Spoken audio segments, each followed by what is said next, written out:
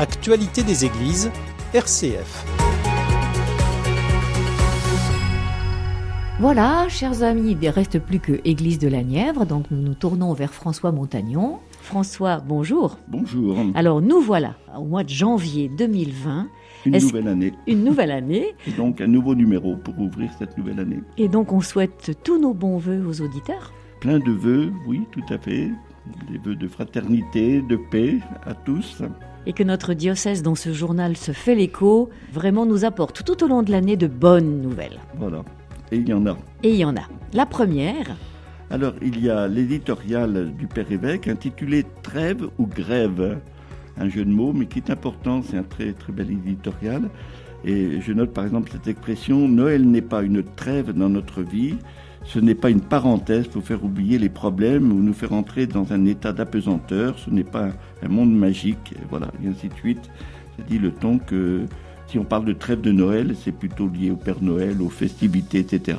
Mais dans l'Église, on porte tous les événements aussi en vivant la fête de Noël. Voilà, ce n'est pas une parenthèse. Il ne faut pas oublier qu'au moment où ce journal se rédige, nous sommes en décembre et donc avec le problème des grèves. Voilà. Nous tournons la page et nous trouvons des actualités qui, toutes actualités qu'elles sont, remontent à quelques temps quand même. Donc il y a d'abord annoncé la semaine de prière pour l'unité des chrétiens, le 18 au 25 janvier, comme chaque année. Et le thème de cette année, ils nous ont témoigné une humanité peu ordinaire. C'est l'expression des actes des apôtres quand l'embarcation de Paul fait naufrage sur les côtes de Malte. Et les habitants de Malte leur font un très très bon accueil. Donc c'est un peu le thème de l'hospitalité. Voilà. Puissions-nous en faire autant avec tous les migrants qui nous rejoignent. Voilà, tout à fait. Ensuite, on a un écho de ce qui a été vécu communément par la pastorale de la catéchèse et la pastorale des collégiens à la rencontre des paroisses. Il y a eu 4 rencontres à Donzy, Corbigny, La Machine et Nevers pour réunir les catéchistes et voir un peu comment les choses se passent sur le terrain avec cette nouvelle donne des paroisses. Un écho de la journée comme un arbre qui se passe à chaque fois qu'il y a des vacances, donc il y en aura d'autres. Il y a eu une conférence de Suzanne Giuseppi-Testu sur l'accompagnement spirituel. Elle était déjà venue, mais là elle présentait son nouveau livre sur l'accompagnement spirituel, une très belle soirée.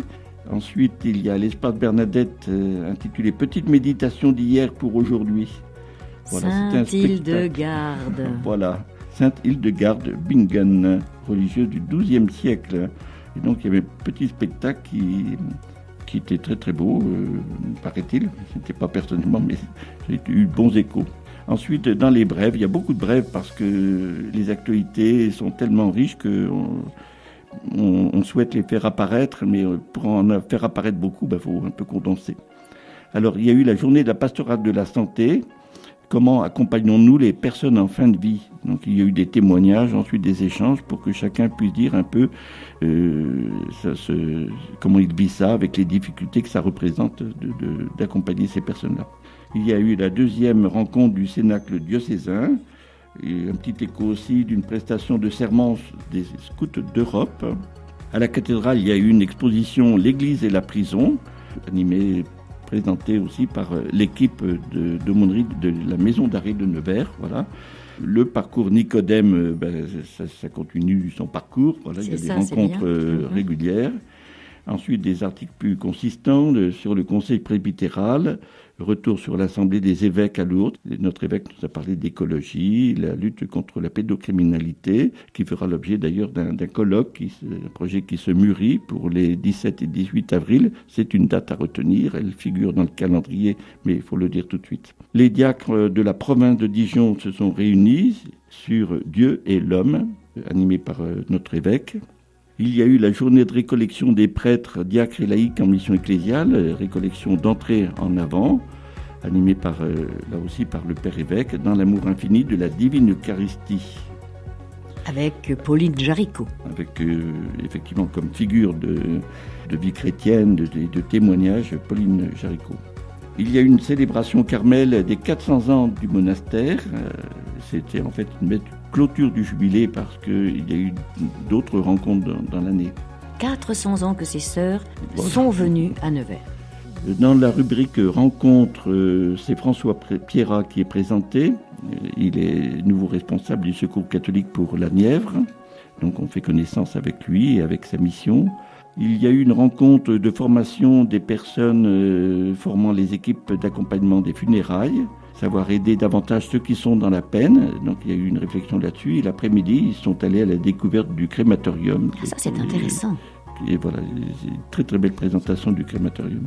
À l'accueil Saint-Pierre, cet accueil Saint-Pierre accolé à l'église Saint-Pierre, il y a institué maintenant une rencontre mensuelle.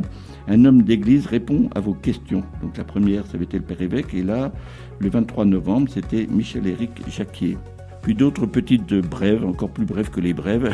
Le doyenné de Nevers a fait un stand au marché de Noël, il y a une petite photo, et puis on apprend que l'église Saint-Théodore de Coulanger-Nevers, après restauration, travaux, embellissement même, voilà, peut reprendre du service. Ça a été inauguré. Une page entière est consacrée aux confirmations, donc elles arrivent tardivement dans le trimestre parce qu'elles ont été reportées du fait de la création des nouvelles paroisses. Donc il y a eu confirmation à paroisse Saint-François de Sales, à Luzy, paroisse Saint-Jean-Eudes à Suilly-la-Tour et paroisse Saint-Jean-Paul II à l'église de Fourchambault. Il y a ensuite du côté des médias, donc RCF a une petite rubrique, voilà. Comme tous les mois. Et puis, comme tous les mois, on présente deux livres. Ici, c'est un livre de Monseigneur Benoît Rivière, évêque d'Autun, Simple conversation. Et j'ai présenté, moi, le guide de préparation au mariage interconfessionnel. Donc, c'est quasiment rituel. Donc, j'attire l'attention des curés, des prêtres, là, quand se présentent à eux des couples mixtes, c'est-à-dire catholiques et protestants ou évangéliques. Eh bien, il y a quelques repères intéressants pour comprendre d'ailleurs la démarche et le déroulement de la cérémonie. Alors là, on arrive au dossier extrêmement intéressant. Oui, de la rencontre à la fraternité islamo-chrétienne. Donc il y a eu une réunion du GAIC, le groupe d'amitié islamo-chrétien, qui s'est tenu pour faire mémoire du 800e anniversaire de la rencontre de Saint François d'Assise avec le sultan Malek el-Kamil à Damiette. C'est important de restituer ça. Donc dans le dossier, on découvre un peu l'histoire de cette rencontre, comment ça s'est passé, etc. Et puis on annonce, d'ailleurs dans la rencontre du GAIC, on a échangé là-dessus, on annonce l'apparition d'un document commun entre le pape et l'imam d'Al-Azhar, qui est intitulé « La fraternité humaine pour la paix mondiale et la coexistence commune ». La fraternité humaine, pas uniquement pour que ça marche mieux entre nous, mais pour bâtir, construire la paix et la coexistence commune. C'est un document très très riche qui est aussi adressé aux responsables politiques, pas seulement entre nous, responsables de communautés.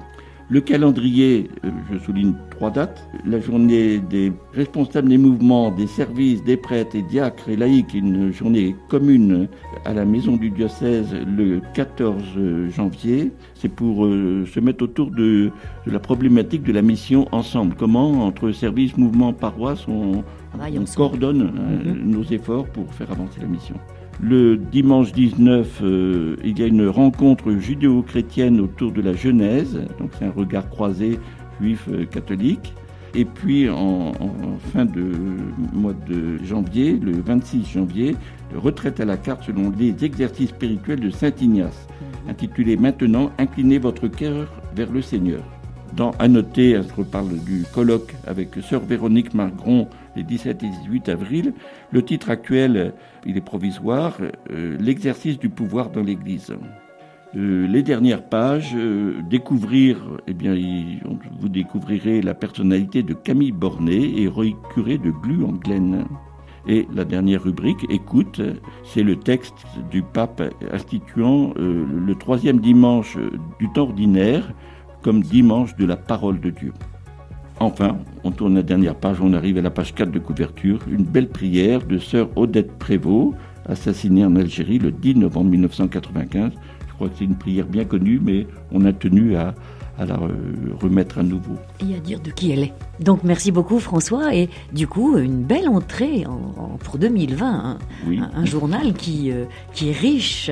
Oui, et puis riche de vos remontées, alors il faut redire ça, Et il faut que tout le monde sache qu'il y a des belles choses qui se passent dans les petits coins du diocèse. Voilà, il faut nous le dire, nous le faire savoir. Et qu'on sache que le diocèse vit. Voilà, vit bien. on met une petite photo et on met un petit texte et hop, ça illustre notre revue Église de Merci la beaucoup, Nièvre. en tout cas, ceux qui ont fait ce geste-là au cours de l'année 2019. Au revoir, Au revoir et au bonne mois année. prochain. Et bonne année à chacun encore. Merci. Que Dieu vous bénisse. Au revoir.